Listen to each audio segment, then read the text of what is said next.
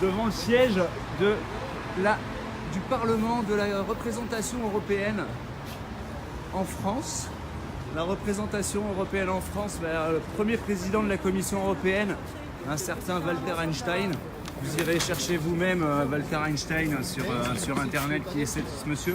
Il a un certain lien quand même avec un monsieur qui s'appelle Adolf Hitler. Premier président de la Commission européenne. Voilà, et regardez les démocrates. Voilà. Il est parti en 63, il me semble, ou en 68, quand De Gaulle lui a dit qu'il n'y aurait pas d'Europe fédérale. Mais aujourd'hui, c'est une Europe fédérale, c'est celle-là qu'ils veulent. Donc on va aller se promener sur la place Bourbon. Mais il est où ce siège de l'Europe Il est là. Là, regarde les beaux drapeaux. Ah d'accord, voilà. c'est pas du tout indiqué en fait. On y est, c'est là. Bah non, c'est pas indiqué. Donc c'est là en fait. C'est là, regardez. Bonjour mon ami. Bonjour, tu vas bien? Très bien, alors qu'est-ce que tu fais aux Invalides aujourd'hui? Eh bien écoute, on est venu remettre une lettre qui, nous espérons, sera décisive pour l'état-major, pour réaffirmer le lien indéfectible des corps constitués français qui défendent notre patrie avec le peuple que nous représentons. Donc nous sommes venus dans une démarche de paix, de fraternité française, pour demander à nos courageux soldats d'être courageux encore un peu plus, et donc de nous soutenir indéfectible demain s'il le faudra. C'est l'idée aujourd'hui, alors je ne sais pas si on sera écouté, entendu ou reçu même, j'en doute. Mais bon, ce serait une première étape peut-être vers plus grand, espérons. Ok. Alors, est-ce que tu peux nous lire le texte? Mon colonel, comme vous le savez, la France, patrie pour laquelle nos armées ont un devoir éternel de protection, connaît actuellement une phase insurrectionnelle. Après plus de 30 années de reniement et de trahison constante de nos dirigeants politiques. Ce n'est donc pas sans raison que le peuple français, aujourd'hui bien mieux éduqué politiquement depuis l'avènement d'Internet, a cessé d'accepter le discours culpabilisant et même infantilisant d'une oligarchie aussi arrogante que félonne vis-à-vis de la nation. En mai 58, quelques officiers ainsi que les troupes qu'ils commandaient, un avocat et une compagnie de CRS trouvèrent le moyen de pressuriser l'oligarchie régnante du moment, jusqu'à entraîner la chute du gouvernement Fimelin, alors sous la présidence de René Coty.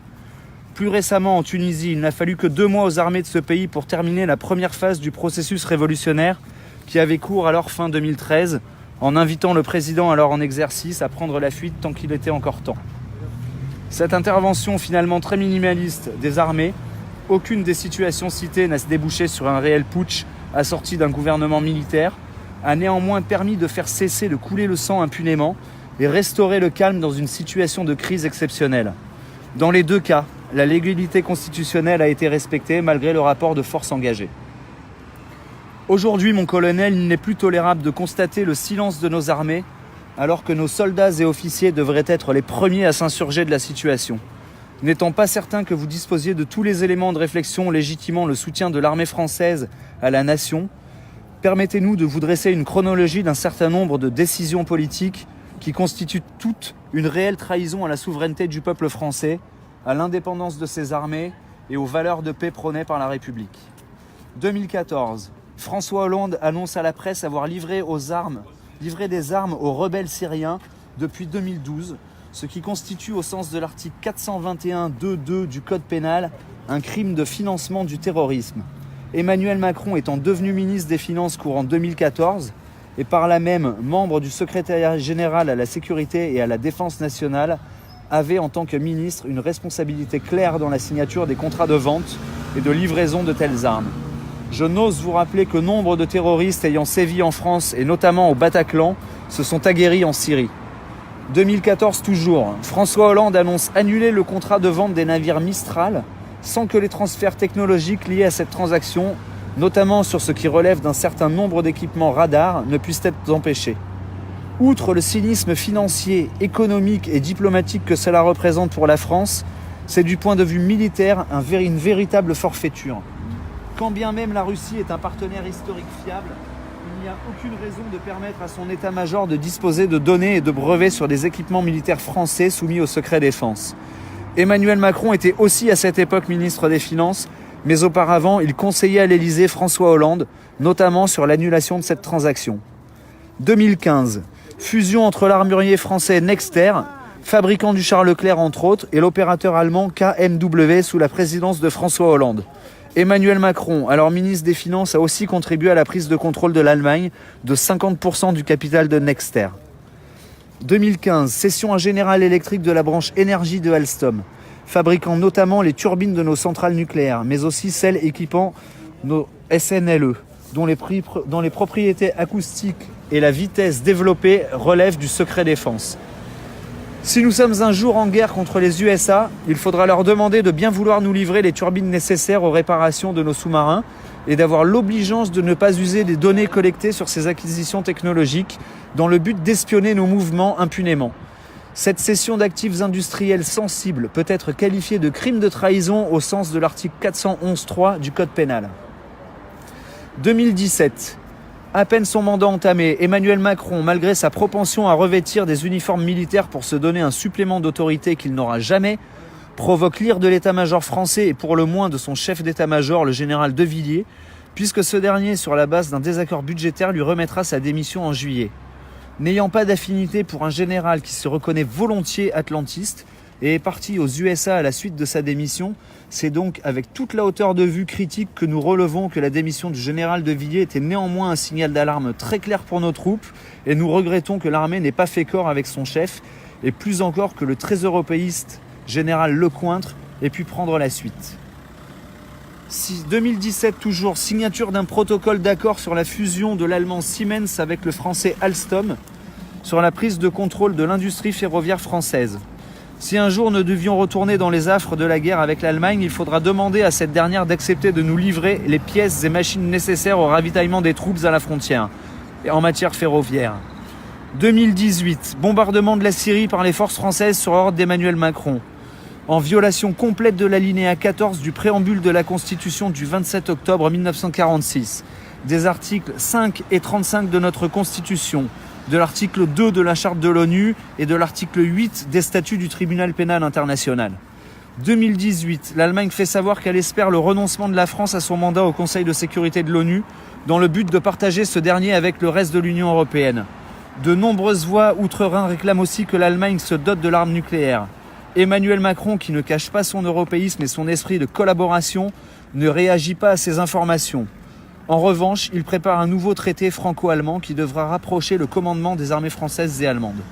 Le traité franco-allemand d'Aix-la-Chapelle, ratifié le 22 janvier 2019, porte très clairement atteinte à l'indépendance diplomatique et militaire de la France, notamment si l'on tient compte de l'article 4 et 5 du dit traité, dont nous vous recommandons vivement une lecture attentive. Nous nous souvenons 3 guerres contre l'Allemagne.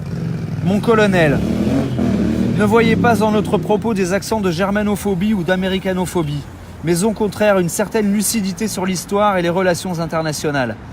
La France d'Emmanuel Macron est un État mis à nu, dépecé des moyens de sa souveraineté et de son indépendance et soumis à toutes les vulnérabilités militaires en cas de péril sérieux.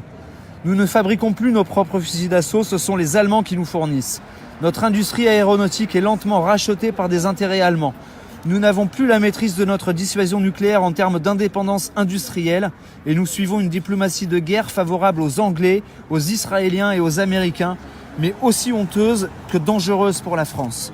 Il ne se passe plus une semaine sans que de hauts fonctionnaires militaires et élus ne s'insurgent contre ces reniements de Macron et consorts.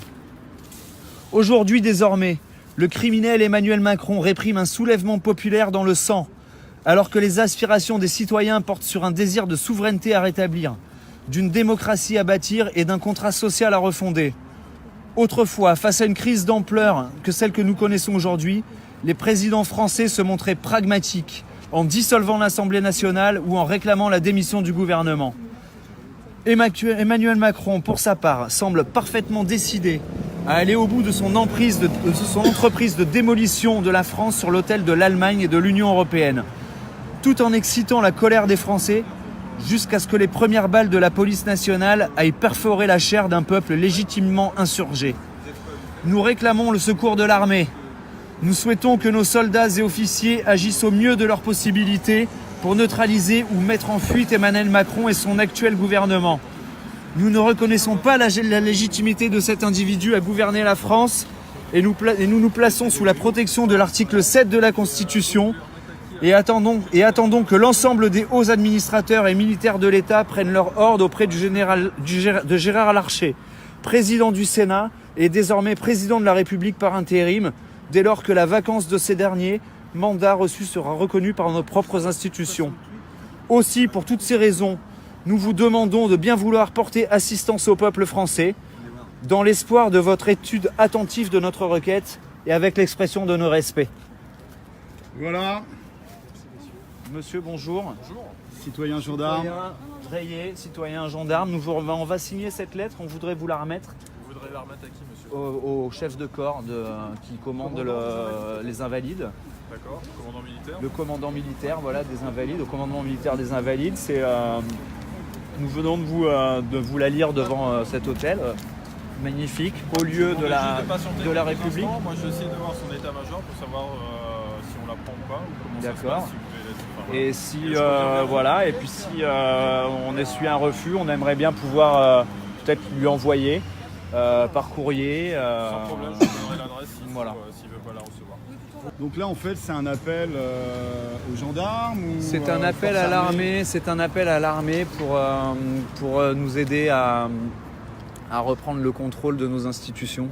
D'accord. C'est un appel à l'armée qui est la seule capable aujourd'hui de nous défendre, qu'il n'est pas soumise à un pouvoir politique À de la corruption ou... uniquement, mais non seulement le pouvoir militaire est au-delà des institutions. Le pouvoir militaire défend Avant tout le peuple sans intérêt politique.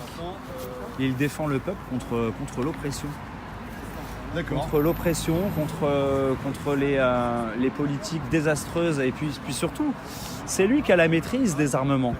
Et c'est lui qui sait s'en servir, c'est lui qui est formé. Et La violence légitime La violence légitime, eux, ils sont formés à du matériel militaire. Et aujourd'hui, ce matériel militaire, il est malheureusement confié dans des mains de personnes qui ne sont pas responsables pour l'utiliser. C'est l'idée. Grosso modo, l'intérêt collectif l'emporte sur l'intérêt individuel. Est-ce que tu penses que... De toute façon, il y a un moment où, quand tu es en manifestation ou en action, le type à côté de toi, c'est ton camarade de combat. Peu importe son orientation politique, peu importe ce qu'il pense, etc. C'est-à-dire que tu as un même ennemi en face et tu as un même objectif politique. Arrêtons cette idée finalement partisane d'appartenance de parti. Moi je suis de droite, moi je suis de gauche, notre petite subjectivité, etc. Nos petites querelles historiques phagocytées par la République française et phagocytées par le système. Mettons tout ça de côté et il faut se comporter en camarade de combat. À un moment, serrons-nous les bras parce que l'ennemi en face il est puissant, il est dangereux, il est là pour nous détruire. Donc si on commence à se traiter les uns les autres de je ne sais quoi, de gauchistes, de fachos, etc., c'est fini. On peut tout de suite remballer les armes et on peut tout de suite rentrer chez nous, ça n'aboutira pas. On garde nos différences, on est riche de nos différences. Mais absolument. Il y a des anarchistes peut-être ou des communistes là, peut-être dans le groupe même. Il y en a. Et puis comme on l'a vu lors des précédentes actions, mais il y a de tout de toute façon. Et puis il faut mettre tout ça de côté. Ça c'est notre subjectivité. C'est bien pour les discussions de bistrot après les actions où on peut enfin s'engueuler et jeter des mots d'oiseau et ça c'est marrant. Ouais, quand on est dans l'action, c'est pas ça qui compte. C'est pas ça qui prévaut. Ce qui prévaut, c'est ça. Le jaune unit, le jaune défend et nous rassemble. Et c'est ça qui est beau aussi. Et c'est pour ça en partie que les gens viennent dans les manifestations, à mon avis. C'est parce qu'on est enfin plus catégorisé politiquement. C'est plus les repas de famille où on se fout sur la gueule. C'est un peuple qui retrouve sa souveraineté, son unité. Et c'est ça qui fait plaisir aussi dans les manifestations. Et c'est pour ça que j'aime beaucoup, moi, discuter à titre personnel ou lutter avec des gens qui ne sont pas de ma tendance. Au contraire. Si on était tous royalistes ou nationalistes, je me poserais des questions finalement. Je remarque que c'est pas le cas. Et c'est ça qui est génial.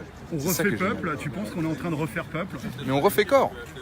On refait corps pour une fois, mais pourquoi? C'est très simple. On refait corps parce que finalement, on a réussi à jouer la sourdine face aux médias dominants, face au jeu de la division porté par la politique politicienne, porté par les parlements, porté par les... Excuse-moi. Par les institutions politiques classiques, par les partis politiques. Et quand on écoute plus tout ça, quand on tient compte du réel et qu'on vient sur les ronds-points et qu'on vient en manifestation et qu'on discute en tant que Français, il n'y a pas de raison qu'on soit opposés les uns aux autres. Nous sommes le même peuple, on parle la même langue, on a les mêmes réflexes, nous avons la même culture, la même histoire, les mêmes aspirations en tant que peuple. Donc, et quand on ne prête plus oreille à tous les facteurs de division, on est naturellement ensemble et on est naturellement fraternel. C'est ça qu'il faut dire et c'est ça qui se fait de toute façon. Moi, j'ai même pas besoin de le réaffirmer. C'est ce qui s'est vu dans les manifs et c'est ce qui se verra encore demain. Donc Ok. c'est très simple. En tout cas, on te remercie.